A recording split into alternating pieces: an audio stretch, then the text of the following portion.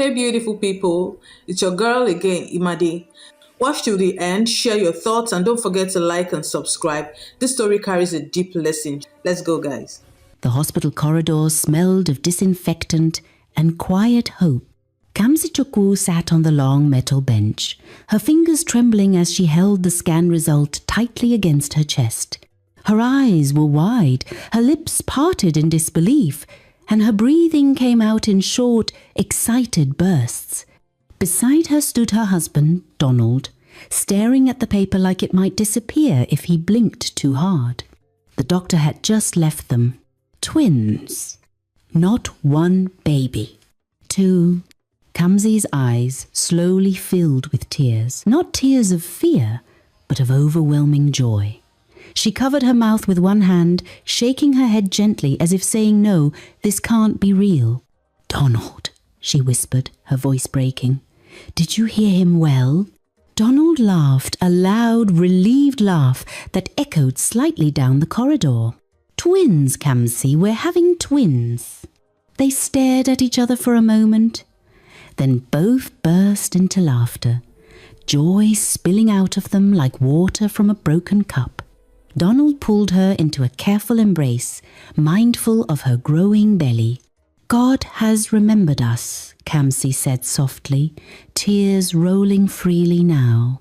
Right there, in that hospital reception, surrounded by strangers who didn't know their story, Donald pulled out his phone.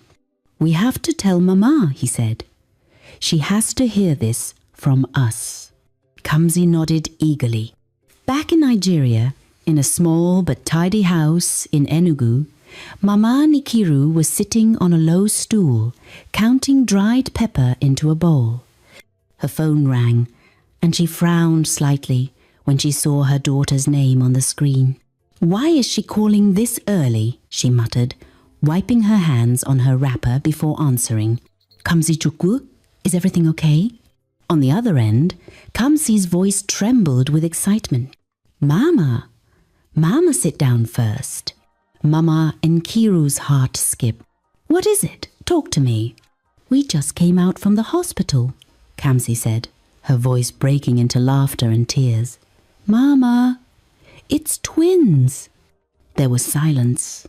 Then, Mama Nkiru dropped the bowl. "Twins? You said twins?" Donald's voice joined the call. "Yes, Mama." The doctor confirmed it. 2 strong babies. Mama Nkiru's knees weakened, and she slowly sat down on the floor, her wrapper spreading around her. "Chineke, Chineke Mila," she cried. "My daughter, twins abroad?" Kamsi laughed through tears. "Mama, we want you to start preparing. Please, I'll need you. Twins are not easy." Donald added gently, "We'll start your travel documents immediately. We want you here for Omugwo." Mama Nkiru smiled broadly, her eyes shining. Yes, of course. I will come." But as she ended the call, her smile lingered too long. And when she stood alone in that quiet room, her eyes changed. Something dark flickered behind them. That night, Mama Nkiru did not sleep. She lay awake on her thin mattress, staring at the ceiling, replaying her daughter's words over and over in her mind. Twins. Abroad. Travel documents. Her lips slowly curved into a smile. "So, it has finally happened," she whispered. For years, Mama Nkiru had watched other women travel abroad and return with stories that made people gather around them like royalty. She had always said it loudly, proudly. "If I ever enter abroad, I will not come back to suffer in Nigeria again." Now the chance had come. But it wasn't just about Omugwo. No. As days passed, she became restless. She began buying things, too many things. Foodstuff, crayfish, egusi, dried bitter leaves, dried fish, palm oil, boxes of clothes, new wrappers, shoes, even perfumes she had no reason to own. Neighbors noticed.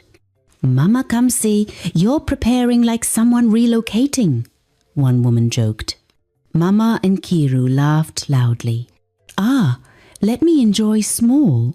But inside her heart, thoughts were forming, thoughts she did not share with anyone. "My daughter has everything now," she thought bitterly. "A good husband, a life abroad, soon 2 children, and me?" One evening, as the sun dipped low and painted the village in deep orange shadows, Mama Nkiru took a path she had never walked openly before.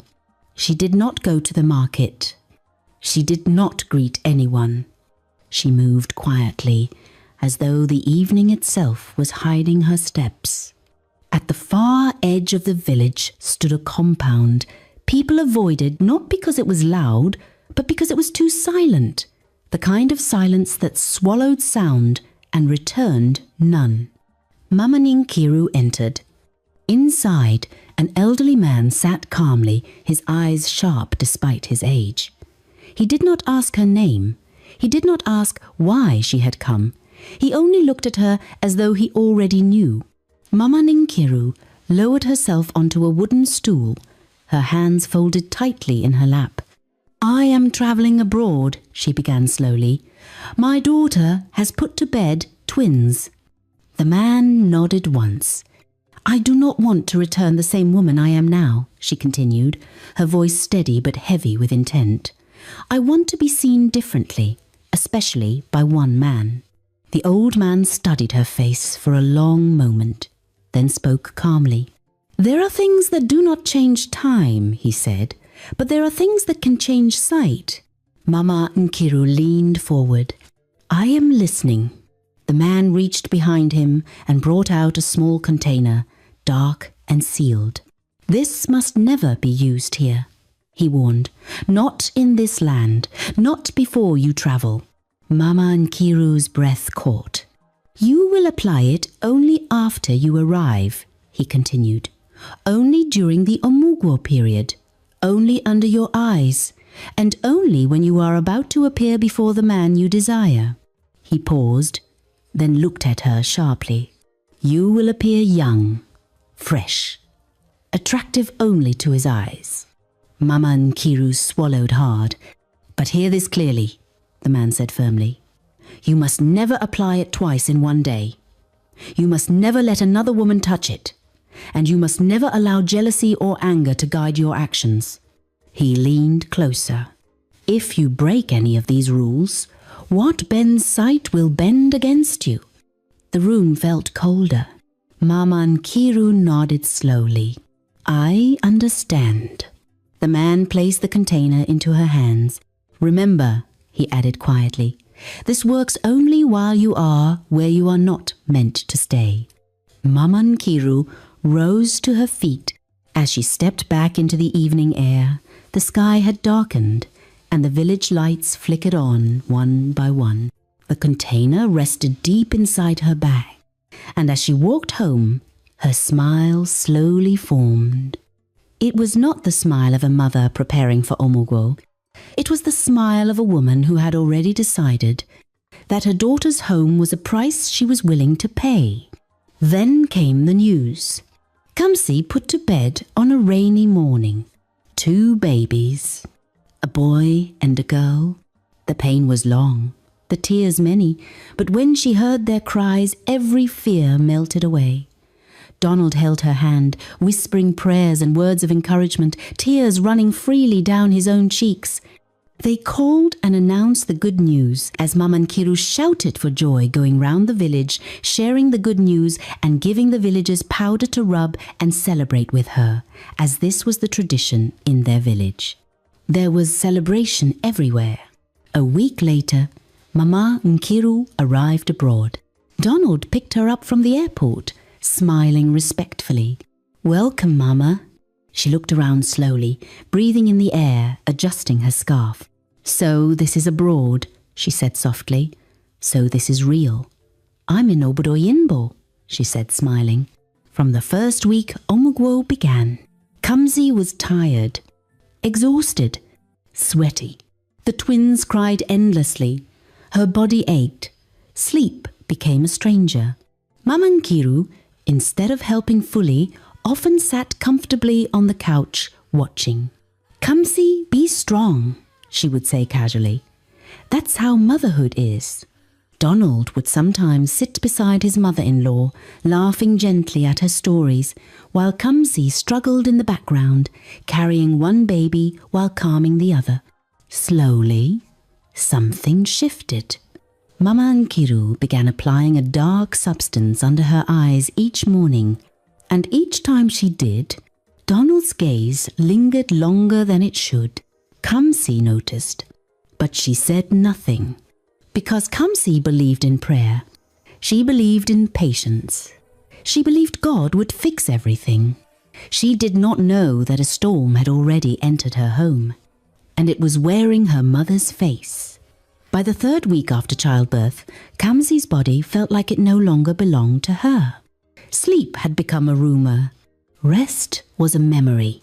Her days blended into nights, and her nights dragged endlessly into mornings. The twins cried in turns. When one slept, the other woke. When one fed, the other screamed. Her back ached constantly. Her head throbbed. Her wrapper was always damp with sweat. Her eyes were ringed with dark circles she no longer bothered to hide. And yet, every morning, like clockwork, Mama Nkiru woke up refreshed. She would stretch lazily on the bed, hum softly, and walk straight to the bathroom, not to bathe the twins, not to help her daughter, but to prepare herself. Kamsi noticed it first on the 4th day. She stood at the sink, washing feeding bottles, while her mother sat comfortably on the couch behind her, applying the dark substance carefully under her eyes, then blending it slowly like someone preparing for an event. "Mama," Kamsi said weakly, rocking one baby on her hip. "Please, can you help me bathe the twins this morning? I didn't sleep at all." Mama Nkiru didn't even look up. She replied casually. "I didn't come abroad to be used like house girlo. This Omugwo thing is too much stress." Kamsi froze. "Mama, Omugwo is to help the new mother," she said quietly. Mama Nkiru cliced her tongue. "You young girls of nowadays, you want to finish old people. I came to enjoy life small and look fresh." Before Kamsi could respond, Donald walked into the living room. "Mama, good morning," he said warmly, smiling. Mama Nkiru smiled back, a soft, glowing smile that made Donald pause. "Good morning, my son." Donald turned to Kamsi. "Why are you stressing Mama so early?" he asked lightly. "Let her rest." Kamsi stared at him. "Donald, I haven't slept," she said, her voice cracking. He sighed. "You're a mother now. It's normal." That day, Kamsi bathed the twins alone. And the next day, and the next. Mama Nkiru never bathed them, never carried them, never soothed them. She only watched. And each morning, she applied the dark substance carefully, patiently, faithfully. Weeks passed, and the house began to feel unfamiliar. Donald grew distant, not cold, but elsewhere. He laughed more, but not with Kamsi. He talked more, but not to Kamsi. He spent more time with Mama Nkiru. They sat together for long hours, laughing loudly, gisting about Nigeria, about life, about how things are abroad. Sometimes Kamsi would be in the same room, feeding one baby while rocking the other, and they would not even notice her. There were days Donald took Mama Nkiru out. Restaurants, parks, beautiful places. "Kamsi, stay with the babies," he would say. "Mama hasn't enjoyed since she came." Kamsi nodded. She always nodded. Inside her, something was breaking. One evening, exhausted and shaking, she confronted her mother. "Mama, please," she said, tears in her eyes. "I'm dying slowly. I need help." Mama Nkiru looked at her daughter with irritation. "Why are you complaining like this?" she snapped. "Is it not your children?"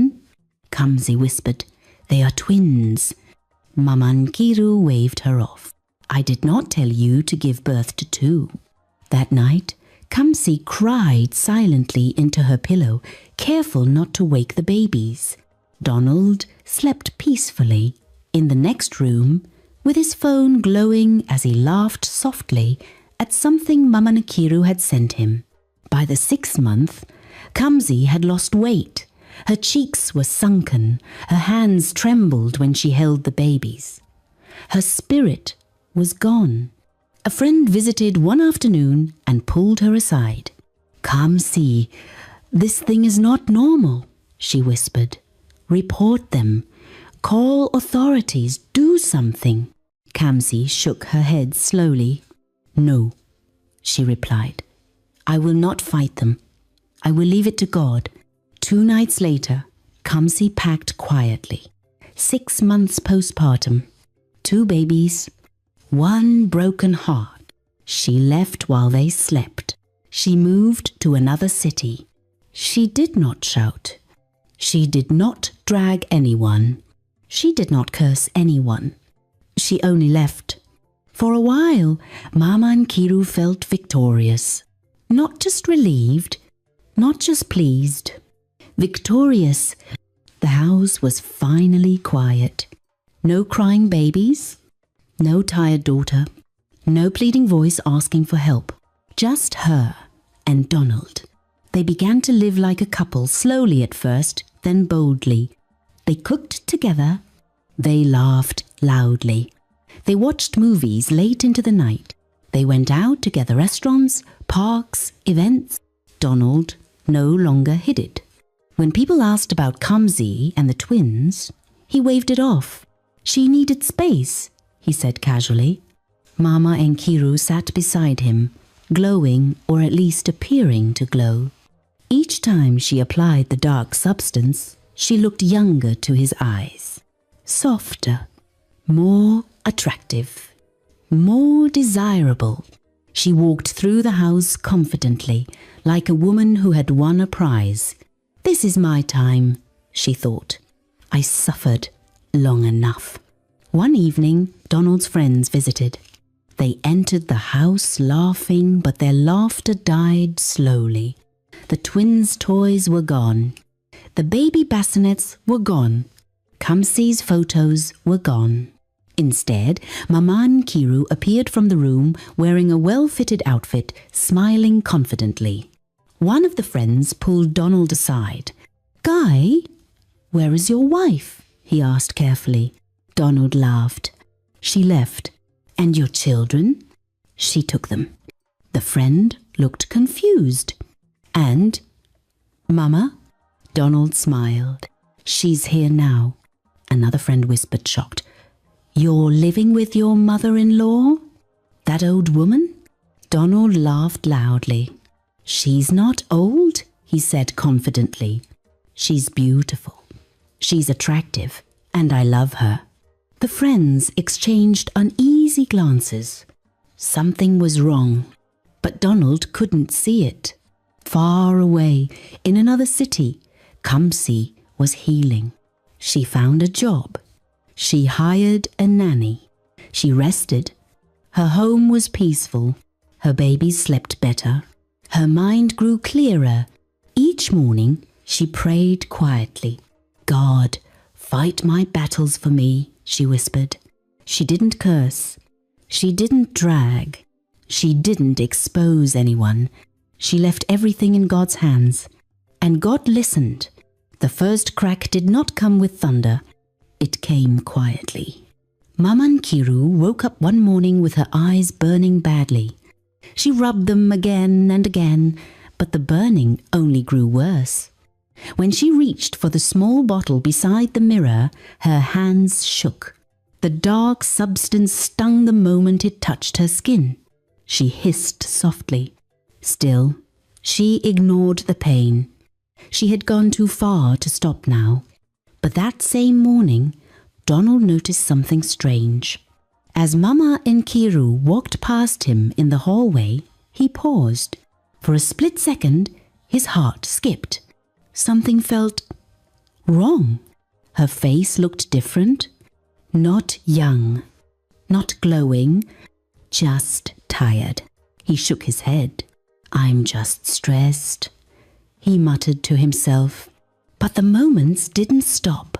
Sometimes she looked the way she always had, beautiful, attractive, confident. Other times she looked suddenly old. Her voice changed tone. Her smile felt forced. Her laughter sounded empty. One night, Donald woke up suddenly and stared at her in the dim light.